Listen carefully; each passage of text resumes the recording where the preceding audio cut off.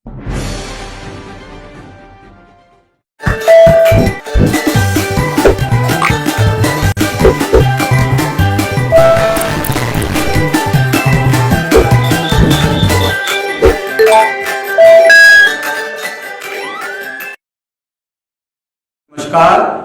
स्वागत है जीवन उत्साह न्यूज में। मैं हेमंत राणा कैमरामैन तरसेम के साथ आज आपको एक ऐसे मसले पर लेके चलूंगा जो कि हर एक आदमी से जुड़ा हुआ ये मसला है। ये मसला सुप्रीम कोर्ट से संबंधित है, जबकि गांव की जमीन का मामला सुप्रीम कोर्ट से संबंधित होते हुए हर एक आदमी के लिए ये सोचने का विषय है कि आखिर लंबे अंतराल तक चलने वाले बड़े लंबे मुकदमे और लंबी प्रक्रिया से गुजरने वाले मुकदमों के ऊपर किस तरह से, अगर आपके दिल में इच्छा शक्ति हो तो किस तरह से उसके ऊपर विजय प्राप्त की जा सकती है, या कि सुप्रीम कोर्ट जैसी बड़ी अदालतों से सच्चाई को उजागर करवाया जा सकता है, यह आप देखेंगे। आज मैं बताता चलूं कि एक जमीनी विवाद जो कि दीवानी मामला था गांव तरेटी मण का, और उसमें जो कि खसरा नंबर 239 की जमीन के ऊपर जो हमारे बीच में मैं आपको मिलवाऊंगा, जिन्होंने अपने इस मामले को सुप्रीम कोर्ट में उठाया, उनसे मिलवाऊंगा मैं। उन्होंने इस मामले को देखा कि उनके नाम की जमीन उनके नाम में है ही नहीं और उनके नाम को काट दिया गया है। हालांकि ये कोई मामला बहुत बड़ा नहीं कह सकते हैं, ऐसी अमूमन बातें होती रहती हैं, लेकिन जो कानूनी प्रक्रिया है गौर करने की बात उस पर है कि उसके बाद में व्यक्ति क्या करता है। पहले तहसील में जाता है, फिर एसडीएम कोर्ट के पास जाता है, फिर डीसी कोर्ट के पास जाता है, फिर कमिश्नर के पास जाता है अपनी, वहां पर भी अगर न्याय ना मिले तो फिर लोअर कोर्ट, फिर सब डिविजनल कोर्ट, उसके बाद में जाकर के वो जो है मामला हाई कोर्ट से होते हुए सुप्रीम कोर्ट तक जाता है, जो कि एक बहुत ही लंबी और कड़ी प्रक्रिया के दौर से गुजरते हुए इसमें लोगों की पीढ़ियां दर पीढ़ियां भी खत्म हो जाती हैं। लेकिन ऐसे मामले जो है वो इनको न्याय मिलना बहुत मुश्किल हो जाता है। लेकिन नरेश कुमार जो कि टिल्लू खास गांव में रहते हैं और दिल्ली में कार्यरत है, और दिल्ली से ही इनका वास्ता रहा है ज्यादातर, हालांकि अपने पैतृक गांव टिल्लू में आते रहते थे।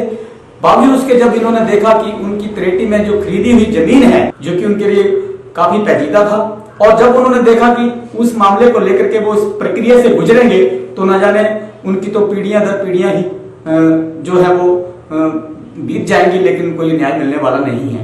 फिर उन्होंने ये ठाना है कि वे पहले वो सुप्रीम कोर्ट में इस मामले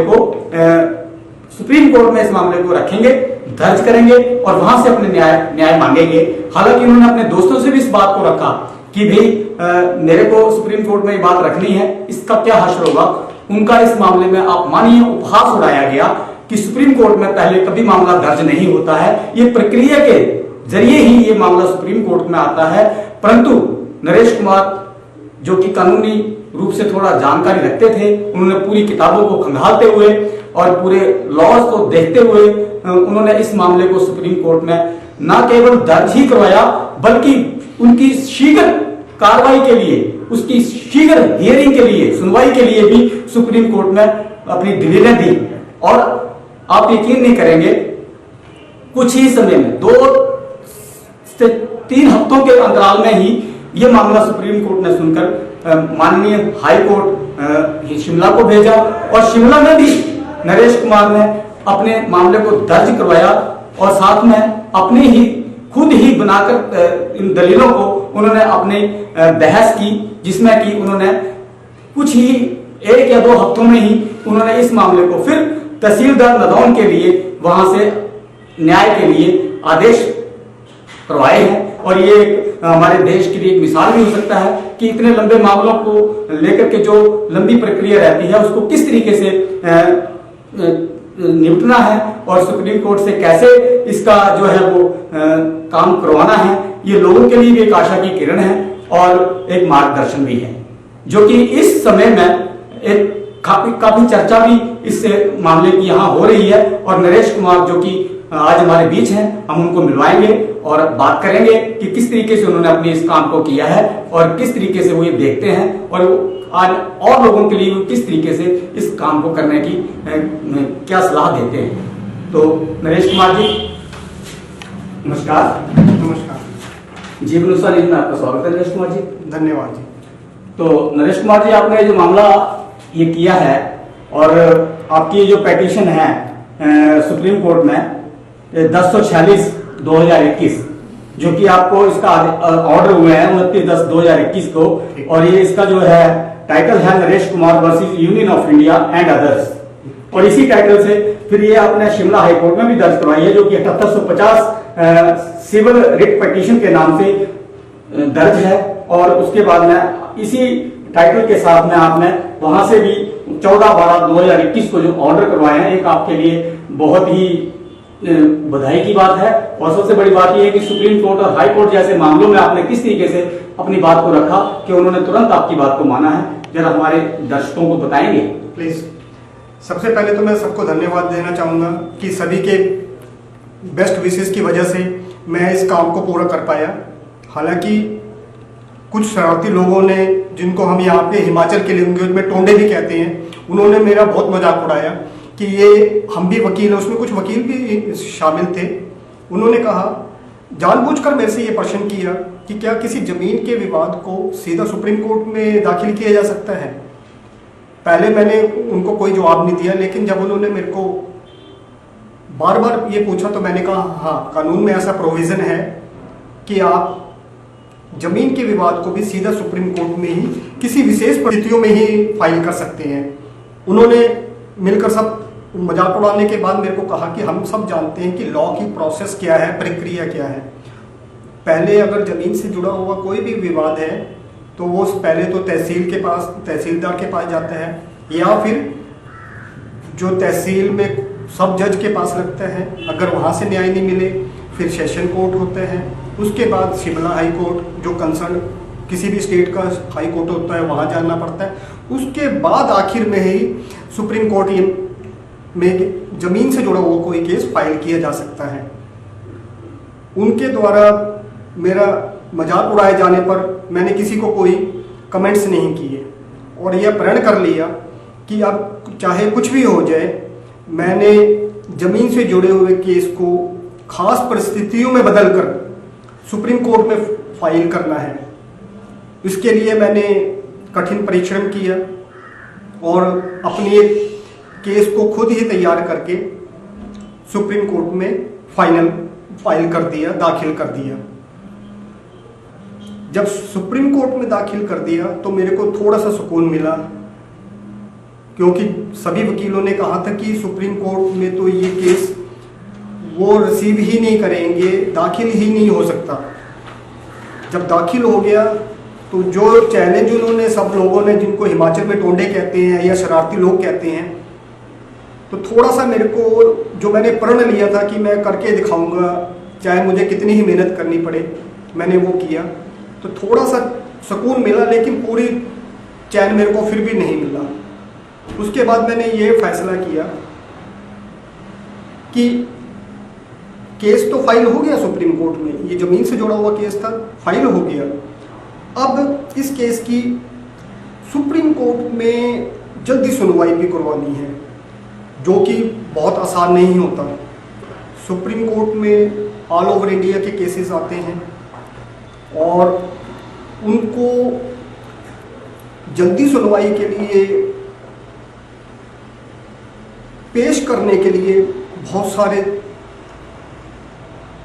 ऐसे तथ्य पेश करने पड़ते हैं जिसको सुप्रीम कोर्ट स्वीकार कर ले। ये कोई आसान काम नहीं था। मैं पूरी कोशिश करूंगा और इस केस को जल्दी सुनवाई के लिए लगवाऊंगा। इसके बाद मैंने उस प्रक्रिया को भी पूरा किया जो अर्जेंट हेयरिंग के लिए सुप्रीम कोर्ट में अपनाई जाती है।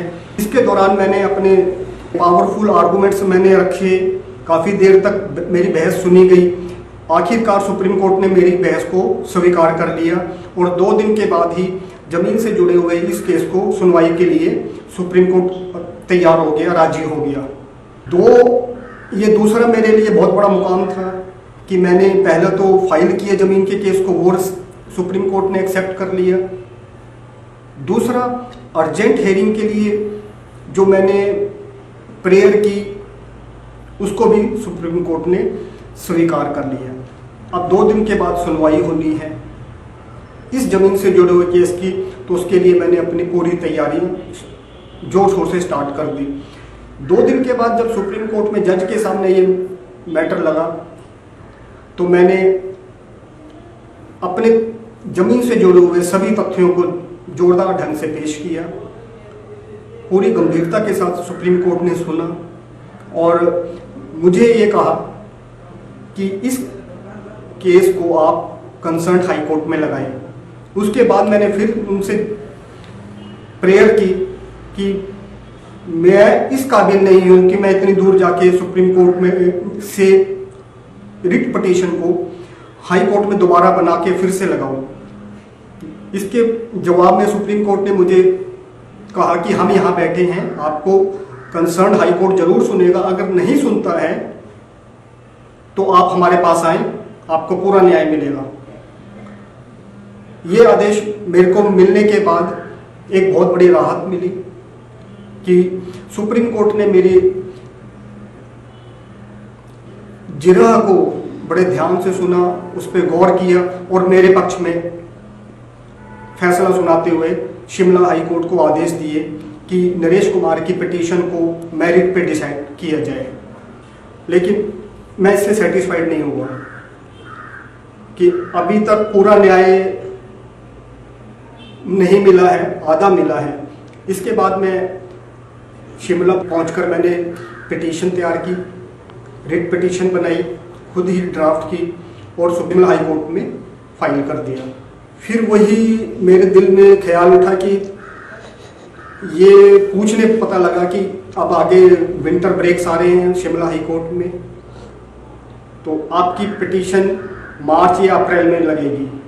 उससे अगले दिन ही मैंने फिर से बहस की, जिसे शिमला हाई कोर्ट ने स्वीकार कर लिया और 2 दिन के बाद ही मेरे इस जमीन से जुड़े हुए केस पे सुनवाई के लिए शिमला हाई कोर्ट तैयार हो गया। उसके बाद जब ये केस कोर्ट में लगा तो मैंने सारे तथ्यों को शिमला हाई कोर्ट के सामने रखा। शिमला हाई कोर्ट ने भी सुप्रीम कोर्ट की तरह ही बड़ी गंभीरता के साथ मेरे हर फैक्ट को सुना और उसके बाद एक ऐतिहासिक फैसला देते हुए तहसीलदार नदौन को यह आदेश जारी कर दिया कि नरेश कुमार के जमीन से जुड़े हुए केस की 6 महीने में सुनवाई पूरी करके नरेश कुमार को न्याय प्रदान किया जाए। तो तहसीलदार को आदेश हाई कोर्ट के, बहुत बड़ी बात है। सुप्रीम कोर्ट में पहले केस लगवाना और उसके बाद में उसके ऊपर अर्जेंट हियरिंग करवाना, बाद में उसी मामले को हाई कोर्ट में लेकर के आना, वहां भी खुद रिट पिटीशन तैयार करके और उस मामले को भी अर्जेंट हियरिंग के अंतर्गत लाना नरेश शर्मा जी के लिए एक बहुत ही बड़ी बात है। साथ में मैं बता दूं कि ये बात नरेश शर्मा के लिए ही नहीं, कई लोग हैं इस हमारे हिमाचल में, क्या भारत में पूरे में, जो कि इस तरीके से परेशान हैं और खासकर अदालतों के चक्रों के मामलों में चक्कर काटते फिर रहे हैं। और क्योंकि काफी लोग होने की वजह से ये मामले काफी लंबे पड़ जाते हैं, पीढ़ी दर पीढ़ी चलते रहते हैं। इन मामलों में काफी दिनों बाद लोगों को न्याय मिलते हैं, परंतु नरेश शर्मा जी के द्वारा किए गए ये प्रयत्न काफी सराहनीय है। हम नरेश शर्मा जी के बारे में भी जानेंगे। तो किस तरीके से विवाद, किस तरीके से क्या विवाद रहा इसमें, किसने कैसे जमीन आपकी चली गई, तो खरीदी किसने थी, कुछ थोड़ा बताएंगे। इस जमीनी विवाद में मेरे परिवार के सदस्यों ने ही कुछ षड्यंत्र करके मेरा नाम हटवा के अपने सारी जमीन अपने नाम करवा ली। ये जमीनी विवाद जब मेरे नॉलेज में आया तो फिर मैंने इसके ऊपर कार्रवाई स्टार्ट की। बताते चलूं कि हालांकि ये आम बात है, जमीनों के ऊपर इस तरीके की माथापच्ची, इस तरीके के झगड़े और इस तरीके का लालच हर एक जगह नजर आता है, परंतु नरेश जी के द्वारा किए गए प्रयत्न सराहनीय है और जीवन उत्साह मीडिया की तरफ से हम अपने दर्शकों को ये दिखाना भी चाहते हैं कि किस तरीके से अपने न्याय के लिए जद्दोजहद करके हम लोग अपनी कामयाबी हासिल कर सकते हैं और किस तरीके से हम इस मामले को शीघ्रता से करवा भी सकते हैं, ये मानने वाली बात है। नरेश जी के इस उदाहरण से हमें भी काफी एक हौसला मिला है और अन्य लोगों को, दर्शकों को भी इस मामले में काफी हौसला मिलेगा, क्योंकि जितने भी मामले हैं बहुत दिनों तक लंबे लटकते रहते हैं, परंतु सुप्रीम कोर्ट तक तो कोई व्यक्ति जाने की सोचता भी नहीं, क्योंकि बहुत महंगी प्रोसेस है।